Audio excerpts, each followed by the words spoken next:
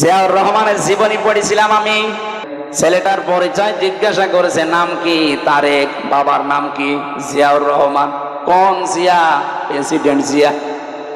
এ লোকটার নাম আজও পর্যন্ত মানুষ শুনলে দোয়া করে, এমনি না, সে তার জেনারেল শিক্ষিত মানুষ। তার জীবনে এমন এমন কিছু কাজ পাওয়া গেছে, আল্লাহ পাক মনে হয় এই জন্য তাকে মরণের পর চিরন্তন করে রেখেছে। দেশে তো বহু মানুষ ছিল, তারা মারা গেলে মানুষের বর দোয়া করে, মানে মোনাজাতের ভেতরে জিয়াউর রহমানের জন্য দোয়া করতেন, রব্বুল আলামিন তুমি আমার লিডারের বাবাকে মাফ করে দিও। আসসালামু আলাইকুম প্রিয় দর্শক, কেমন আছেন? আশা করছি সকলে অনেক ভালো আছেন। তো ভিডিওর শুরুতে একটি ক্লিপ দেখে, টাইটেল এবং থাম্বনেল দেখে অবশ্যই বুঝতে পারছেন যে আজকের ভিডিওটি অনেক ইন্টারেস্টিং হতে চলেছে। জি, বিএনপি ভাইয়েরা অবশ্যই আজকের ভিডিওটি দেখে যাবেন, মুফতি আমির হামজার লেকচার গুলো একটু শুনে যাবেন, তা আপনাদের অনেক ভালো লাগবে। তারেক জিয়ার জীবনী নিয়ে বললেন, তারেক রহমানের, তো তার জীবনী নিয়ে বলতে তার চোখে পানি এসে গেছে। তো চলুন আমরা সেই ভিডিওটি দেখে আসি। হাজারো জনতা তার জন্য দোয়া করলেন, কিন্তু কেন করলেন? তিনি কি ভালো মানুষ ছিলেন না খারাপ ছিলেন? সব তথ্য আজকে ফাঁস করে দিলেন আমাদের মুফতি আমির হামজা। তো তার মুখ থেকে আজকের আলোচনাটি শুনে আসি। চলুন ভিডিওটি শুরু করা যাক। ভিডিওটি শুরু করার আগে আপনাদের কাছে একটি রিকোয়েস্ট, ভিডিওটি ভালো লাগলে একটি লাইক দিবেন, কমেন্ট করে জেনে যাবেন ভিডিওটি কেমন হয়েছে। তো চ্যানেলটি সাবস্ক্রাইব করে রাখবেন নিত্য নতুন ভিডিও পেতে। তো চলুন মূল ভিডিওটি শুরু করা যাক। জিয়াউর রহমানের জীবনী পড়েছিলাম আমি।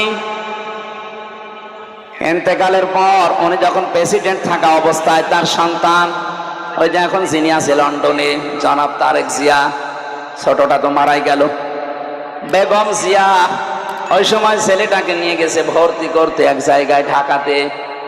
এমন অবস্থায় পোশাক আশাক ভরা অবস্থায় গিয়েছে, ওখানকার দায়িত্বশীল জিজ্ঞাসা পর্যন্ত করেছে, কি আপনি এই অবস্থায় কেন চিনতে পারে নাই নাকি? প্রথমে ছেলেটার পরিচয় জিজ্ঞাসা করেছে, নাম কি? তারেক। বাবার নাম কি? জিয়াউর রহমান। কোন জিয়া? প্রেসিডেন্ট জিয়া। এ লোকটার নাম আজও পর্যন্ত মানুষ শুনলে দোয়া করে, এমনি না, সে তার জেনারেল শিক্ষিত মানুষ। তার জীবনে এমন এমন কিছু কাজ পাওয়া গেছে, আল্লাহ পাক মনে হয় এই জন্য তাকে মরণের পর চিরন্তন করে রেখেছে। এদেশে তো বহু মানুষ ছিল, তারা মারা গেলে মানুষের বর দোয়া করে। জেলখানার ভেতরে আমি অপু ভাইয়ের সাথে ছিলাম, তারেক জিয়া সাহেবের পিএস, মানে মোনাজাতের ভেতরে জিয়াউর রহমানের জন্য দোয়া করতেন, রব্বুল আলামিন তুমি আমার লিডারের বাবাকে মাফ করে দিও। এমনিতে মজলুম তিনি, এ কারণ জেলে যারা যায় আমি দেখেছি অধিকাংশ মানুষকে ওরা মজলুম করে রাখে, আর নবীজি জানিয়েছিল মাজলুমের দোয়া সঙ্গে সঙ্গে আল্লাহ কবুল করে নেয়। যত মানুষ এই 15.5 বছরে ছিলাম, আমার মনে হয় 100 জনের 70 জন আমার নিরপরাধ, কিচ্ছু জানি না মামলা সংক্রান্ত। আন্দাজে রাজনৈতিক প্রতিহিংসার কারণে জুলুম করে আমাদেরকে আটক করে রেখেছিল। আমি বলছি, যারা জুলুম করে তারা জালেম, যারা সহ্য করে তারা মাজলুম।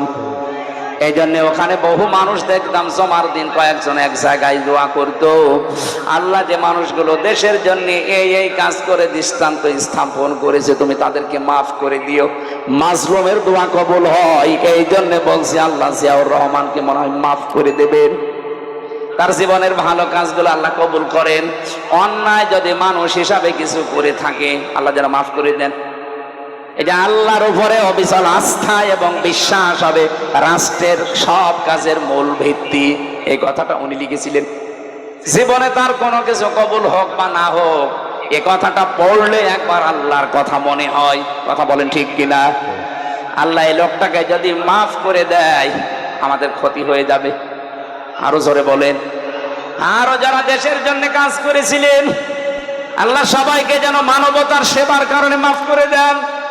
বিশেষ করে ইসলামের জন্য, মানবতার জন্য যাদের জীবনটা শেষ হয়ে গেল, এই মানুষগুলোর জীবনের আমল যেন আল্লাহ ব্যর্থ না করে, কবুল করে দৃষ্টান্তমূলক পুরস্কার দেন। বলেন আমিন। তো প্রিয় ভিউয়ার্স, আজকের ভিডিওটি এই পর্যন্ত। ভিডিওটি ভালো লাগলে অবশ্যই একটি লাইক করবেন, কমেন্ট করে জানিয়ে যাবেন ভিডিওটি কেমন হয়েছে। তো দেখা হচ্ছে নতুন আরো একটা ভিডিওতে। ততক্ষণ সবাই ভালো থাকুন, সুস্থ থাকুন। আল্লাহ হাফেজ।